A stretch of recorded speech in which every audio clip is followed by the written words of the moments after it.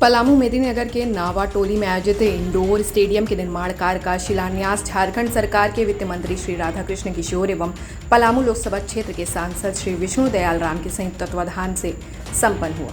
खेल प्रेमियों के द्वारा इस प्रकार के स्टेडियम निर्माण की मांग लगातार चलती आ रही थी।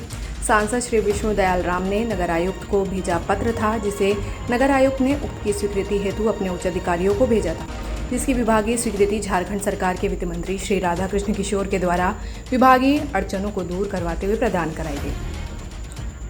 बताते चले कि 3,84,23,318 रुपये के लागत से निर्मित होने वाली स्टेडियम में निम्नलिखित प्रावधान किया गया है, जिसमें एक आउटर वॉलीबॉल कोर्ट, एक आउटर स्विमिंग पूल शामिल है।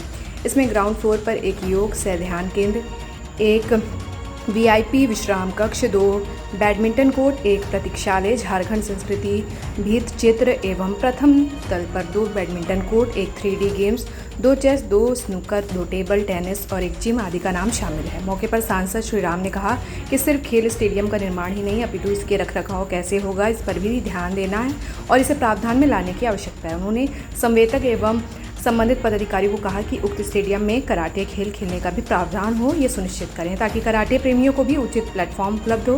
विदित है कि उक्त कार्य को 22 दिसंबर 2026 तक पूरा करना है। मौके पर झारखंड सरकार के वित्त मंत्री ने कहा कि वे इस स्टेडियम के मरम्मत एवं रखरखाव हेतु भी जल्द ही कोई निराकरण निकालेंगे। उन्होंने कहा कि बहुत ही जल्द पलामू वासियों को खास महल की समस्याओं से निदान मिलेगा और उन्हें इस दुर्गा पूजा से दीपावली एवं छठ के पावन पर्व के मौके पर खुशखबरी प्राप्त होगी। मौके पर प्रथम महापौर श्रीमती अरुणा शंकर ने कहा कि अपने निगम क्षेत्र को संवारने का वो हर संभव प्रयास करती रही हैं और करती रहेंगी। उन्होंने कहा कि कार्यकाल समाप्त होने के बाद भी वे निगम क्षेत्र को दुरुस्त करने का कार्य अपने निजी खर्च पर ही करती रहेंगी। मौके पर भाजपा के वरिष्ठ नेता श्री अविनाश तिवारी, श्री प्रफुल्ल सिंह, श्री शिव कुमार मिश्रा आदि लोग उपस्थित थे। मैं एक बदलाव जरूर चाहता हूँ। यहाँ पर वैसी व्यवस्था की जाए जिस खेल में यहाँ के खिलाड़ियों का प्रदर्शन बहुत अच्छा रहा। टेबल टेनिस के खेल में आप राज्य स्तर पर प्रदर्शन कर रहे हैं, अच्छा प्रदर्शन कर रहे हैं। उम्मीद है कि आने वाले वर्षों में आप राष्ट्रीय स्तर पर प्रदर्शन करेंगे। कराटे के क्षेत्र में आपका बहुत अच्छा प्रदर्शन हो रहा है, तो ऐसी परिस्थिति में कराटे के खिलाड़ियों को यहाँ पर जगह मिलनी चाहिए। स्नूकर ऐसा गेम है जिसमें बहुत सारे खिलाड़ी यहाँ पर उपलब्ध नहीं है, तो स्नूकर के लिए जो आपने 2 कोर्ट का प्रावधान किया है, उसमें से एक कोर्ट में कराटे के खिलाड़ियों को भी जगह दी जाए। जहाँ तक स्टेडियम में होने वाले खर्च की बात है, वो सारी बातें आपको जावेद जी ने बताई है, मैं उन बातों को दोहराना नहीं चाहता हूँ।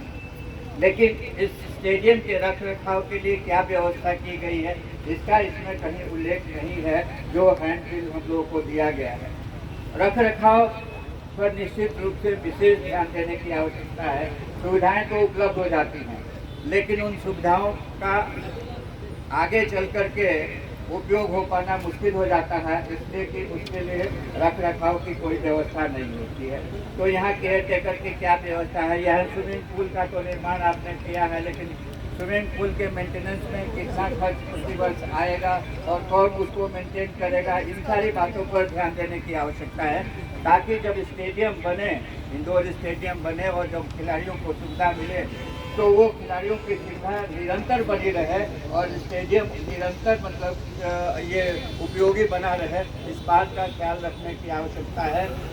एक बात और मैं कहना चाहूँगा इस अवसर पर, भारत सरकार के द्वारा खिलाड़ियों के प्रोत्साहन के लिए हर संभव प्रयास किया जा रहा है। अभी हाल ही में पार्लियामेंट में हम लोग ने 2 बिल पास किया, जिसमें खिलाड़ियों को खेल के आयोजन से लेकर के निर्णय लेने तक की शक्ति प्रदान की गई है।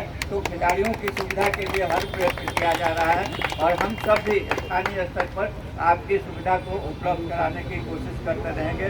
बहुत बहुत धन्यवाद।